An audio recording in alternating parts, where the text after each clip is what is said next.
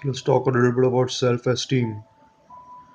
So in the ego-identified state, which is axiomatic system one, as we've discussed earlier, which is the assumption that you are the body-mind entity separate from the entire cosmos. That paradigm is a paradigm of extreme insecurity because you're bound to fear and desire, because you imposed a boundary upon that which is boundless.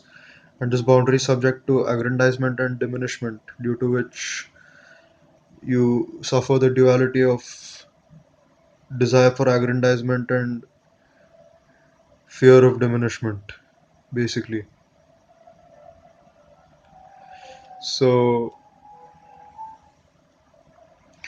low self esteem is a consequence of the identification with a separate body mind, because this separate body mind has to be fed and defended constantly. The ego has to be fed and defended constantly. The ego is constantly subject to assaults from the world,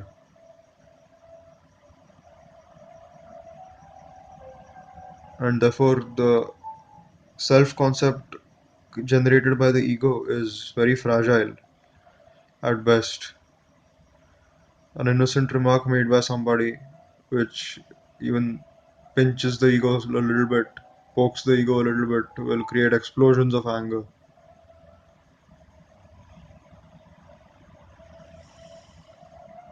So true self-esteem, unshakable self-esteem, is axiomatic system 2, which is realizing that you are pure consciousness or the absolute truth, and so is everyone and everything else. So it doesn't make you arrogant, but you are in a state of absolute self-assurance, because consciousness is perfect and infinite.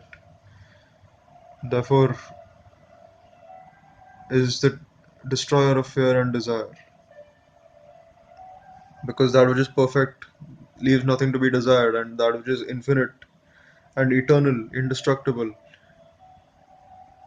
cannot fear anything. In fact, fear is an appearance in consciousness. Consciousness is the source of fear. The feeling of fear comes from consciousness. So consciousness is utterly beyond fear, untouched, untouchable by fear. So the phenomenon of low self-esteem is terminated when we shift from axiomatic system 1 to axiomatic system 2.